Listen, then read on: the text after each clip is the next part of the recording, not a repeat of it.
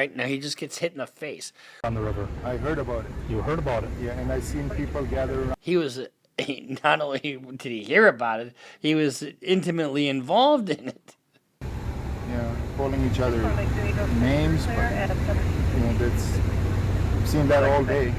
When you're making up stories and you're making up facts, it's definitely not good for you. We know he's the guy that fucking stabbed him.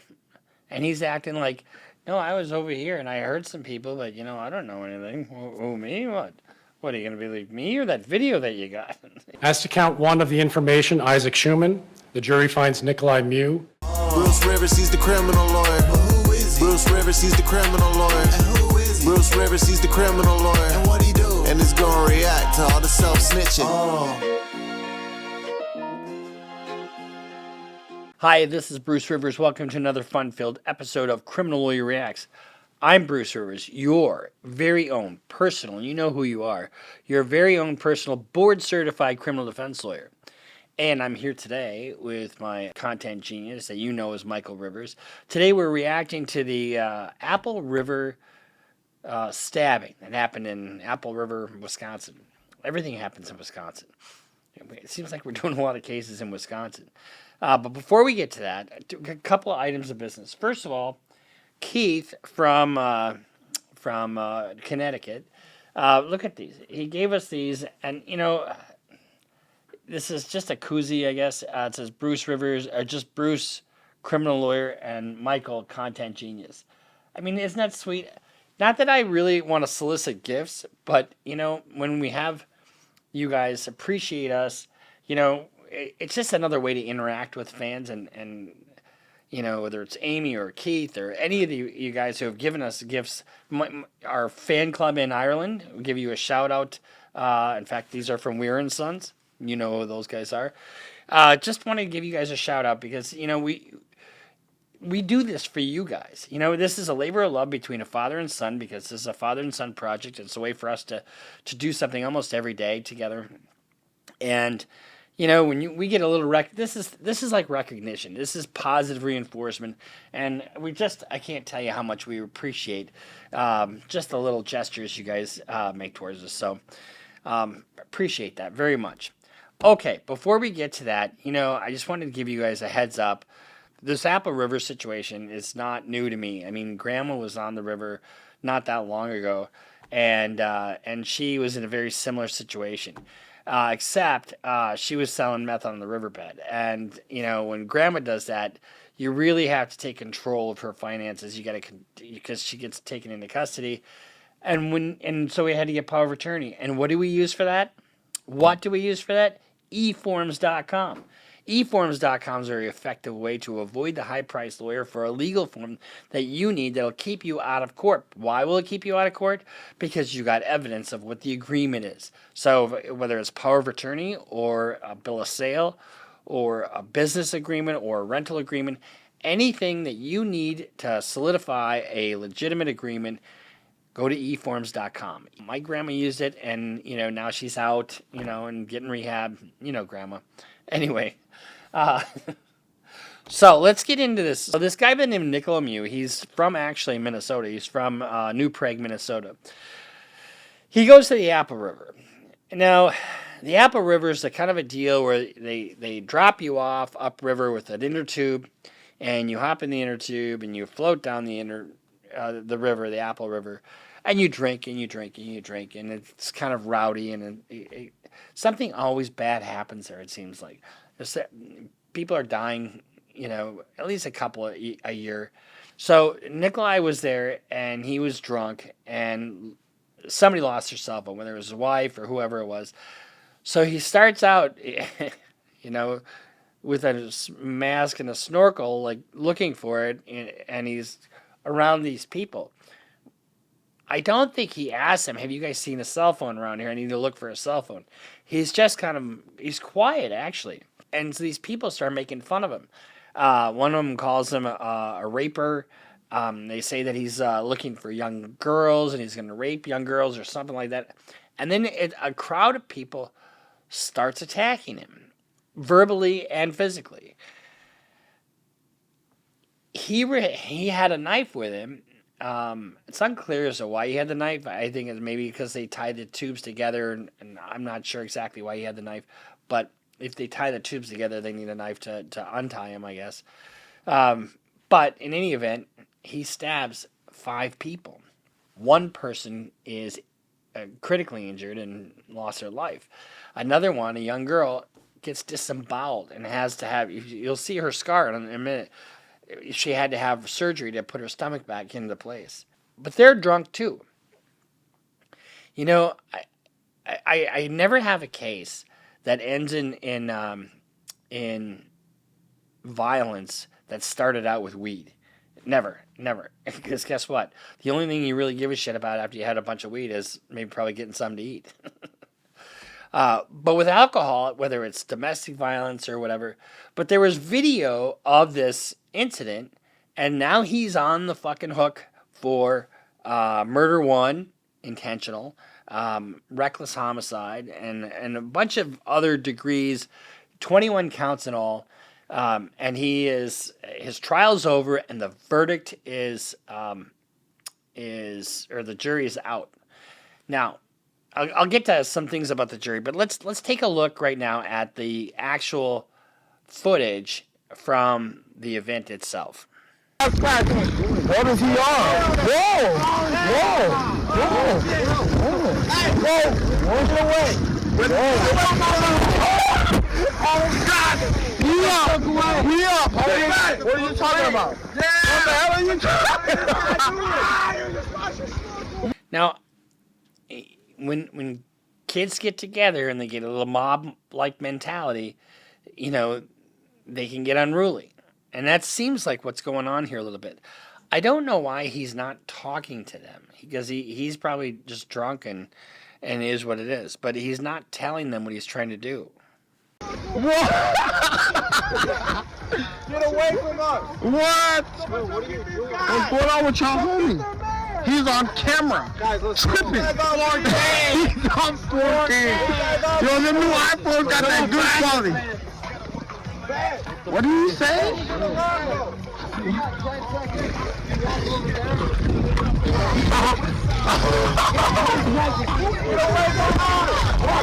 So one of the things they do is you go down the Apple River, you have usually a tube that's, and I don't do this shit because this is not my scene, but they put a bunch of beer into a cooler, and that has its own inner tube, and so it's a good time, and it is what it is. Yeah, what the hell? Who is this? Yes. For the culture. Who is that? For the culture. Who is that? Now, they're really ramping this up, and he's not doing anything. I mean, it's suspicious that I see. So there's no reason for them. I mean, you know how kids can get, right? Young teenagers or older teenagers, especially. Who the hell is this? Go. It doesn't matter. He said he was looking for a little girl. You're looking for a little girl? Yeah. That's exactly what he said. Weirded us out. I didn't even have that part on camera, did I? He's not even doing anything. I don't know what they're so upset about. And now keep in mind, this, I don't know what the context is before the video, but he's looking for a cell phone. Young ass kid. What the hell is this guy's problem, bro? We're trying to have fun. Is he for the clothes? See, he waves over to his people, because he's got, and that's going to be an issue later on. He's for the cable. We don't want this one.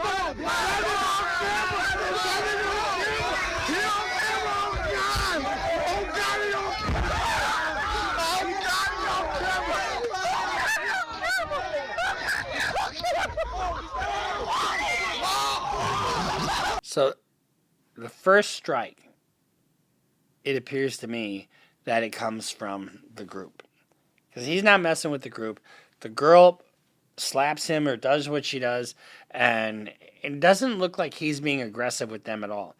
That's important, because if you provoke the fight, you can't claim self-defense. And you'll see later on, it's the allegation that he punched a girl in the face, and that's why they threw him on the ground. But you don't really see that here. All right, now he just gets hit in the face. When you're on the ground in the water, that's arguably a different scenario than if you're just on the ground on land.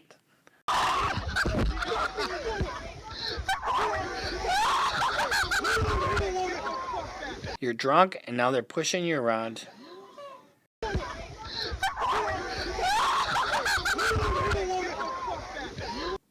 I think he comes up here with the knife.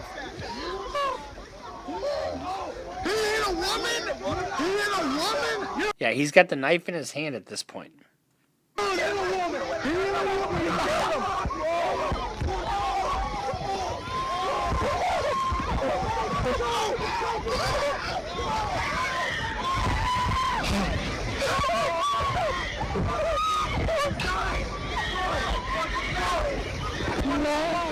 What the fuck? What the fuck? What the fuck is that? See how fast that happened? That's also something that should be taken into consideration when the jury decides whether this was self-defense or not.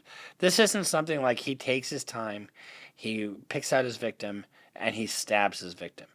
It is a chaotic scene, and it happens like that. So let's just rewind it a little bit and take a look at the end.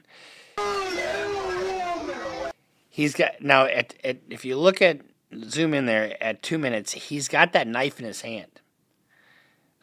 He's not using it yet, it doesn't appear. But he's got the knife in his hand at 2 minutes into the video. Now, why these guys are continuing to screw with him when he's got a knife in his hand, maybe they don't even see it because it is chaotic.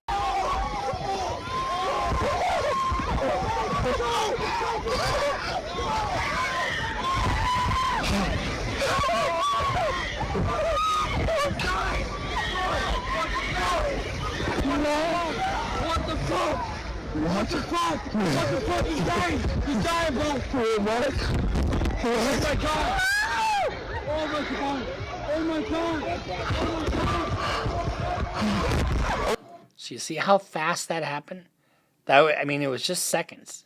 I mean, this is not like he's just running around stabbing people. He was being attacked, and it happened within seconds. Are you serious? Is this real? Oh my god! Who is that? Oh my god! Oh my god! Is this real? Is this real? Oh my god! Oh my god, what the fuck? Is this real? Wait! That's not bike! That's not bike! That's not bike! Why? That's not Isaac! Oh my god! Oh my god! This isn't real! This isn't real! Alright. So the whole thing, that whole video is 3 minutes and 25 seconds long. The stabbing is just a seconds. Really small part of it. The bullying, the beating, whatever you want to call it, them attacking him is longer than the stabbing.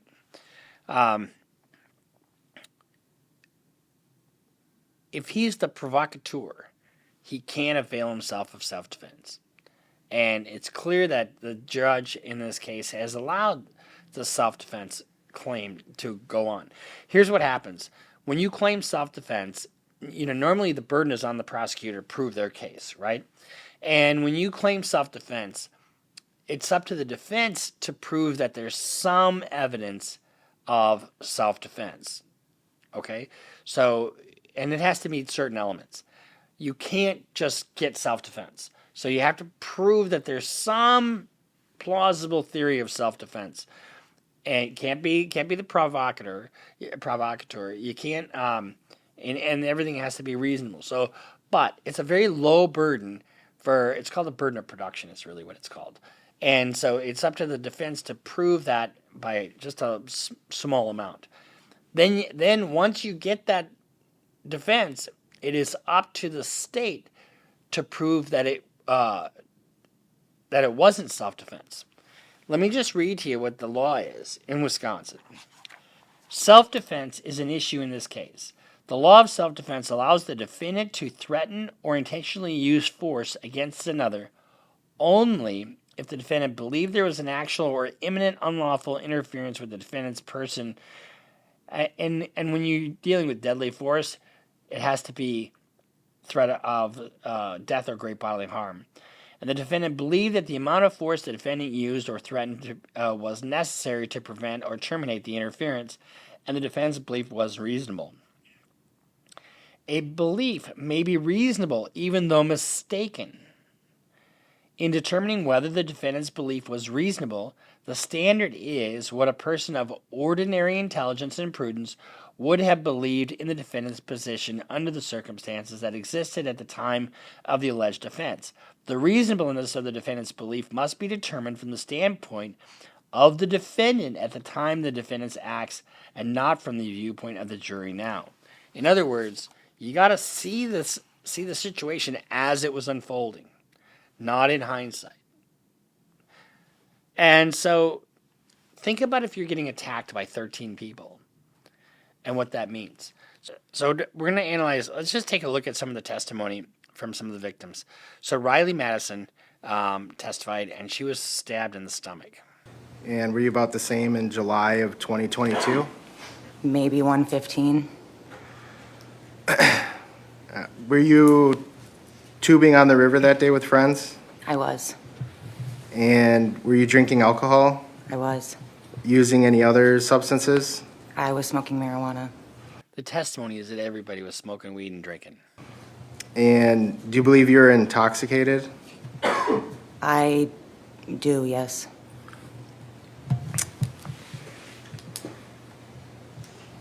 Was that your first time tubing on the river?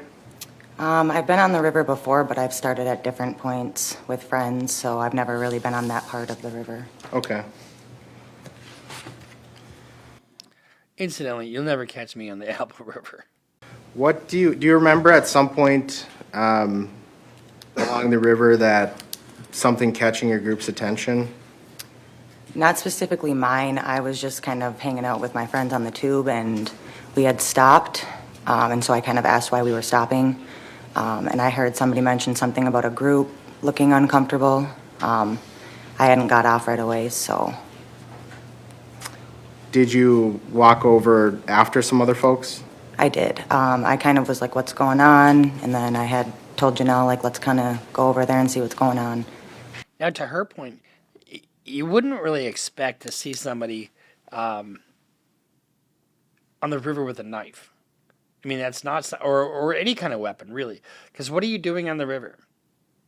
You're just kind of, you got your sandals on because it's a rocky bottom, and you got your swimsuit on, and you got your beer in your hand, and you're laying in a tube. That's what you're doing. And it looks like they were kind of at the end of the river, I think, my guess. But you wouldn't expect somebody to have a knife. And what do you remember everything sequentially perfectly, or is it It's very choppy for me. Okay. So what do you remember next? I remember getting off the tube, walking up to Mr. Miu, and I just remember Maddie being there and yelling at him. I remember her being punched in the face, and then I remember being stabbed, and that is completely it. So you don't remember, did you see or don't you remember anyone else stabbed? No. Then do you know if it's because you don't remember, or you didn't see, or? I think I was just focused on myself, doing what I was doing. I was not really paying attention to anybody else at all. And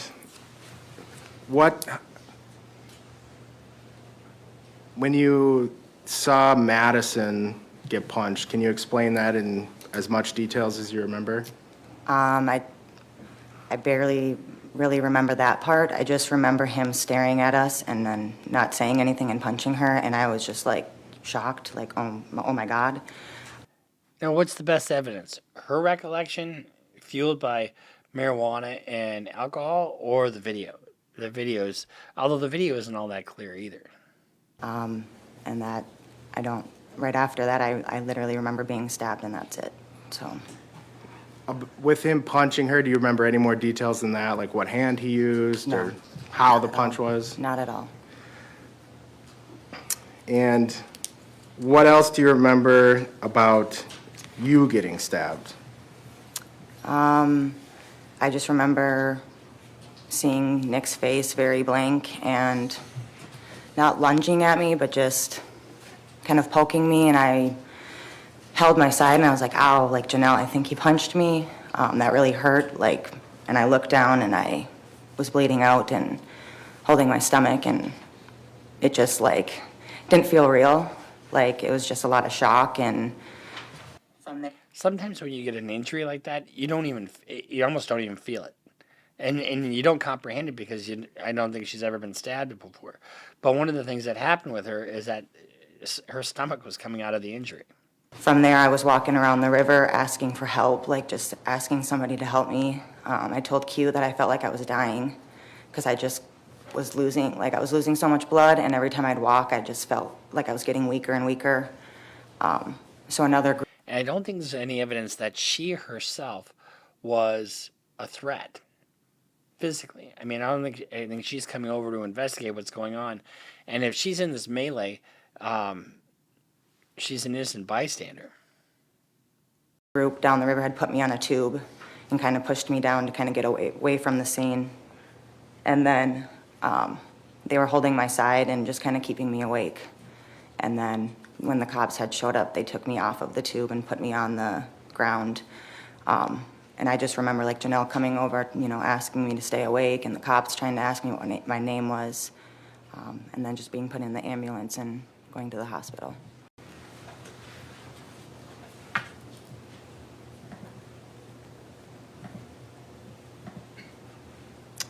All right, can we have the screen?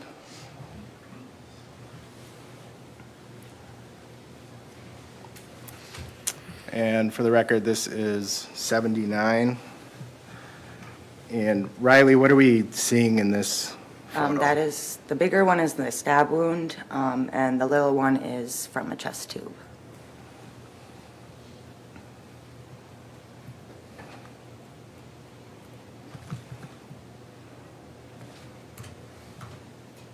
And how about in this one? This is the one where they had to cut me open to get my stomach put back in. And so the first wound that you see that on the side there, that's her stab wound.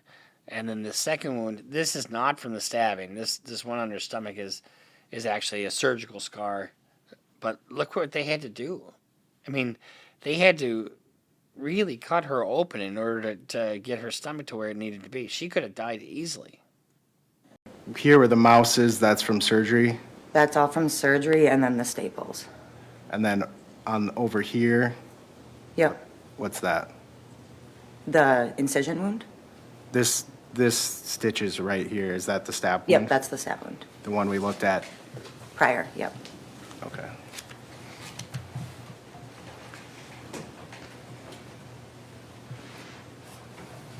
Oh, and are you, in the photo, are you taking this in a mirror? Yes, So which side is the wound actually on? on my left side. So it's reversed in this photo? Yes.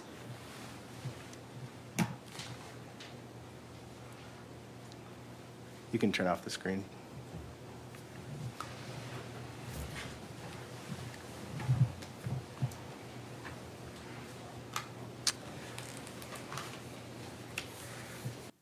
So one of the things that happens in cases that involve alcohol and chaos is that people don't remember things, accurately, and sometimes people at the time of the event, they exaggerate, and there's all kind of and so eyewitness testimony is not always the most reliable piece of evidence. Let's hear what this guy has to say. Now, and you had described, at least in your interview with the police, that you were really kind of paying attention to what was going on. Yes. Okay. In your statement in March of 2024, you say, tell me if you remember this. I remember he had a hat on. He had on. Like, he looked like he wasn't supposed to be in the water. Like he just came out of, the bushes. He just came out. Do you remember that? Yeah. So is it your testimony today, under oath, that the person involved in this incident had a hat on and came out of the bushes? No. You told the police I that. told them that, yes, but I don't, like you said, it could be foggy. I don't think that's what it was. So this is important because if a witness is recalling something different than a prior statement, it calls into question their credibility. But that's really not at issue here. There's only one issue. One issue in fact, that's how a lot of cases break down. Most cases break down to just one or two issues. And what's the issue here? The issue is whether what the Mr. Mew did was reasonable, right? I mean, he's getting the self-defense instruction. It just comes down, was his perception of death or great bodily harm reasonable, and was his use of force reasonable to prevent it? Yes. Okay. And were you intentionally lying to the police? No. Okay. So where do you come up with the idea that he came out of the bushes? Because that's why I saw him running to the bushes after the incident. Okay. I mean, he's clearly not wearing a hat. He's clearly not coming out of the bushes. So this cross-examination, while it feels good to the defense lawyer, because you're catching somebody in a lie that's testifying against your client, and not a lie, but, something that isn't true, who gives a shit, in a sense? So one of the things that happens, especially in these kinds of cases, the cops are on the scene.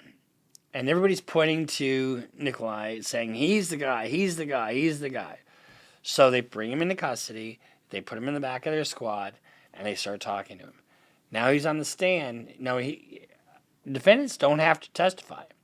You have the absolute right to remain silent. And generally speaking, if you can, you keep your client off the stand. However, if you need to clean some shit up, which they needed to do here, then you have your client testify.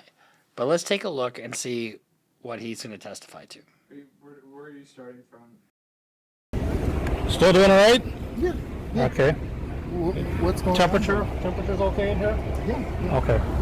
I hear somebody got stabbed, and I fit the description. Yes, you do.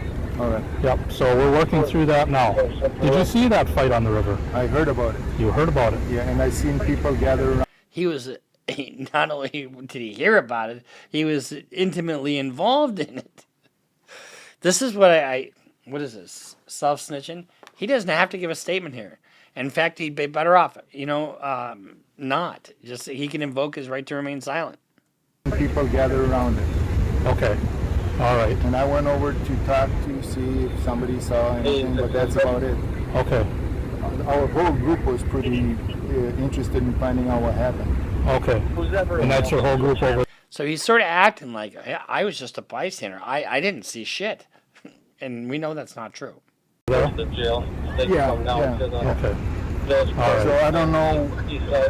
Okay, well. Did you see anybody injured? No. You didn't see anybody injured? No. Did you see anybody fighting? I heard people screaming at each other, yes. Okay. Yeah. Screaming in anger or screaming in pain, do you know? Everybody's drunk, so I don't know. I can't tell the difference, but I would say, I don't know, just screaming. Okay. Calling each other names, but, that's, I've seen that all day. We know he's the guy that fucking stabbed him. And he's acting like, no, I was over here and I heard some people, but, I don't know anything. Who, me? What? What, are you going to believe me or that video that you got? He doesn't know there's a video. And we've all been drinking a lot. I'm sure they're drunk. I'm sure they're doing, I don't know, kids being kids. Kids being kids. Where are you, where's your Problem that he's got here is he's not saying I was in fear for my life. And so these clearly false statements can be used against him and will be used against him by the jury. group from? 44-9. Where did you drive from today? Oh, I drove from Prior Lake. From Prior Lake. Actually, Okay. we didn't drive with we came here alone. My wife and I. Your wife and you? Yeah. And you met the group here? Yeah, but we know each other. Okay. All right. As long as the temperature's good, I'll check back with you in a minute, okay? Thank you. Thank you.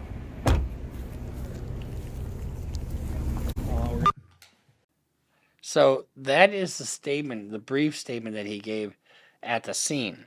Now let's take a look at how he testifies and explains what he says to the what he says to the cops. When you were talking to Lieutenant Hart, Over here at the jail, yeah, I don't remember any of that conversation. you don't recall pretending to not be aware that someone had died. Objection assumes a fact. Sustained.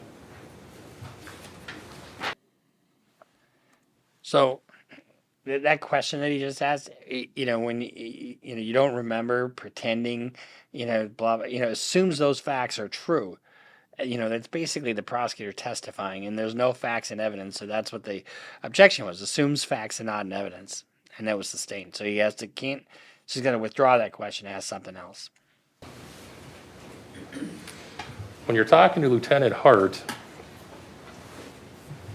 that was about 4 hours after you had been arrested, right? Yeah, that's what I learned.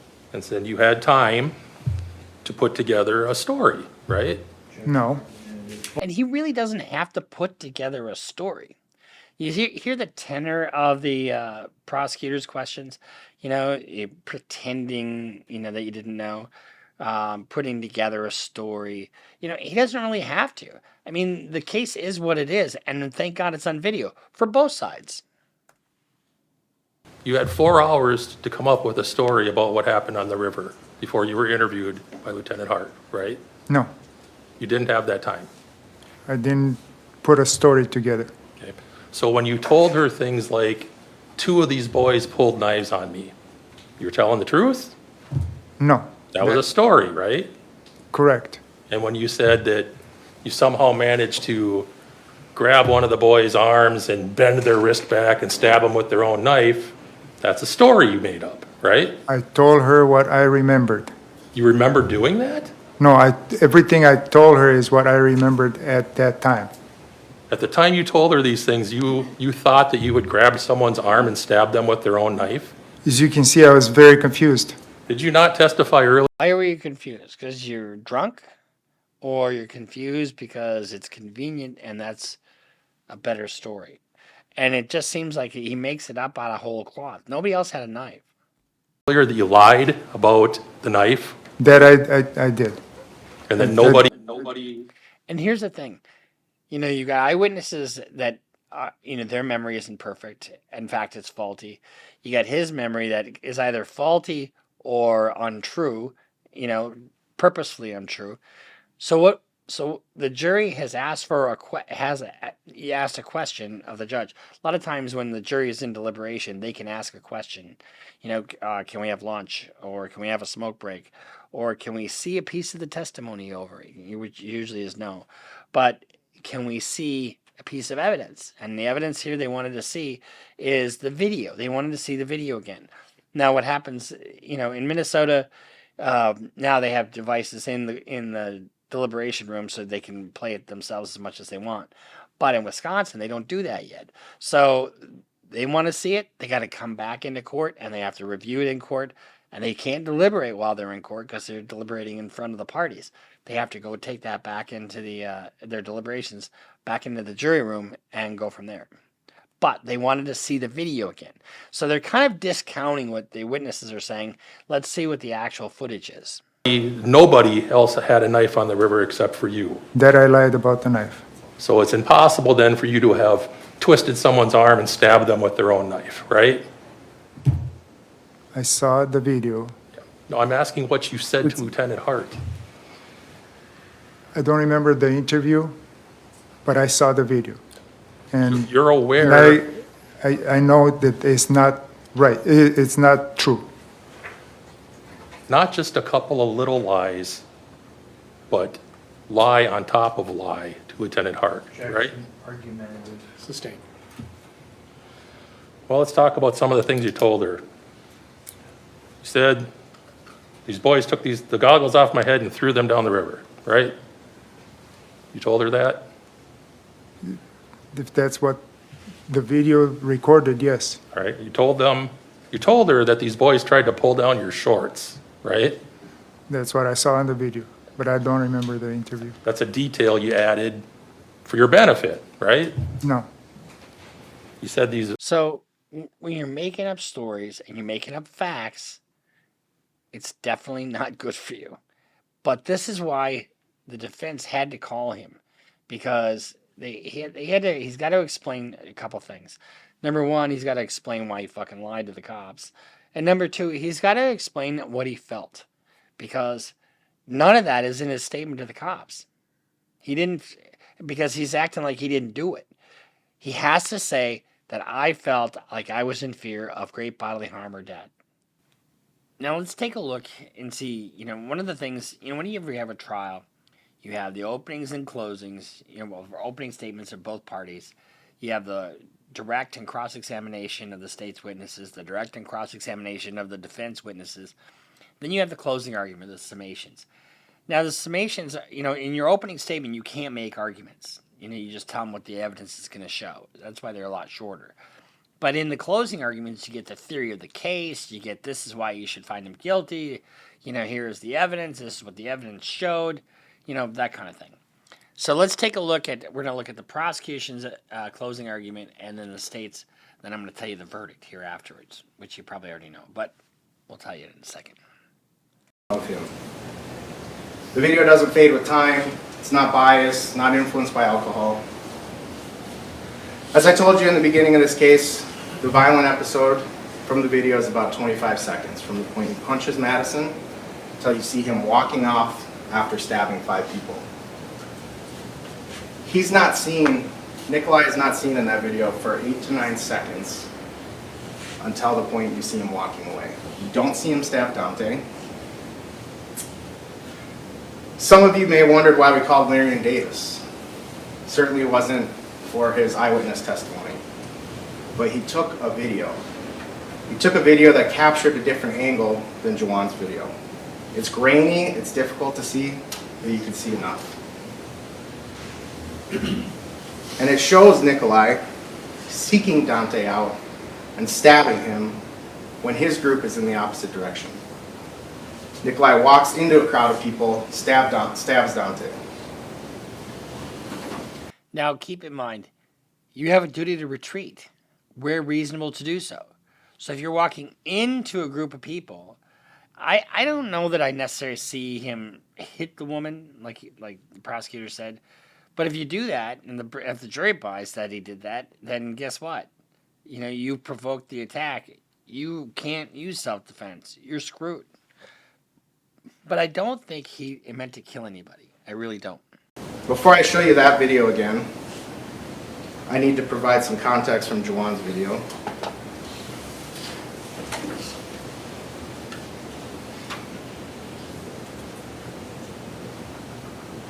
Take it off. Ostensibly, that's the family members of the victim who died. And, this stuff is hard to watch, and then all of a sudden, when they have sentencing, if there is sentencing, you got victim impact statements, and those are powerful and tough from a defense standpoint to watch.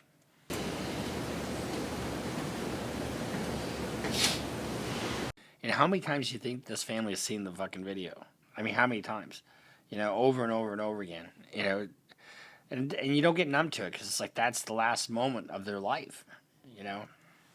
So here at 2 minutes and 6 seconds, this is after Nikolai has stabbed the 4 people that you do see parts of on the video.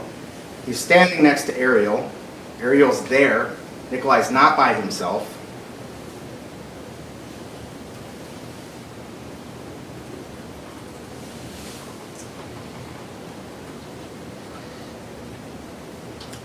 2 minutes, 8 seconds, that's the last you'll see of Nikolai until you see him walking off in this video.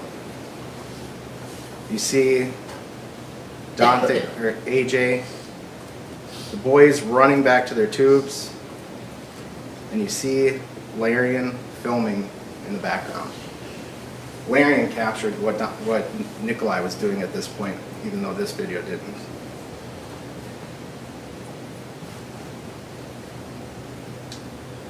And here, Basically, the prosecution goes through this, and he tries to say it's not a mistake. He didn't retreat like he was supposed to, and it would have been reasonable for him to retreat. And the amount of force that he used was more than necessary to repel any kind of attack that was perceived, real perceived. And he can't avail himself of self-defense because he provoked the attack. So that's kind of what the prosecutor's argument is in a nutshell. Let's take a look and see what the defense argument is. So now let's look at the defense theory of the case. You know, this is where a lawyer really makes his bones. You know, this is where all your training comes in, all your work for the case comes in. Now it's time to, earn your money. Everything here I just told you is what we know. I fucking hate it when people write shit on a board like that. You know, you have a camera that's equipped, or a courtroom that's equipped with technology. Why not put it in a PowerPoint and look really, why? Because it looks unprofessional, it looks lazy, doesn't look put together. And I don't think you should overuse a PowerPoint, but writing stuff on a board like this, I don't think is all that effective. In the first minute and 49 seconds. And why does that matter? That's just a stylistic thing, that's what I'm saying. Judge, I can't see the exhibits we do the rebuttals. And step up and move over to the side.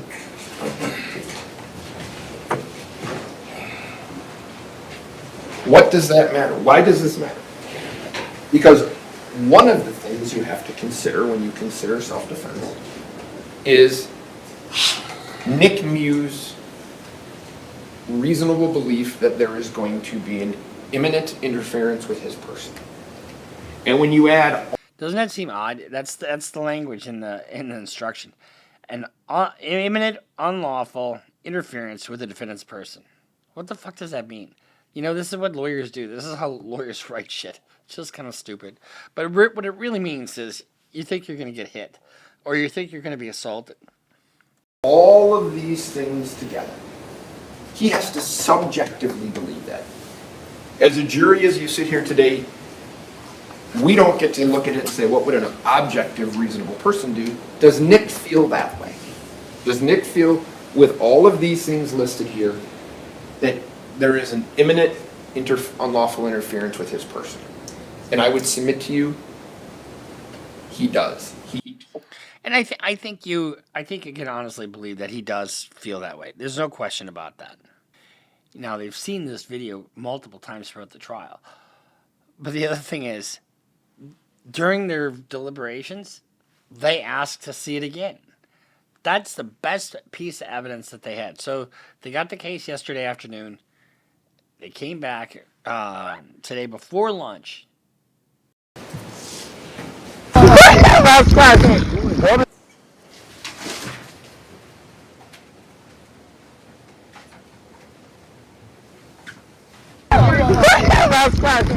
What is he on? Whoa! Whoa! Whoa! Whoa! Whoa! Get away! Oh God! We up! We up! What are you talking about? What the hell are you talking about? What? Get away from us! What? What's going on with y'all homie? It is really odd that he's not telling them what's going on. The second part of the video that I think is important, and Attorney Anderson's talked a little bit about it, is really the 1 second that we don't get to see, right? The 1 second where the state is insinuating and is claiming that Madison Cohen was punched, and where Nick Mew has testified that he raises his arm to get her out of his space.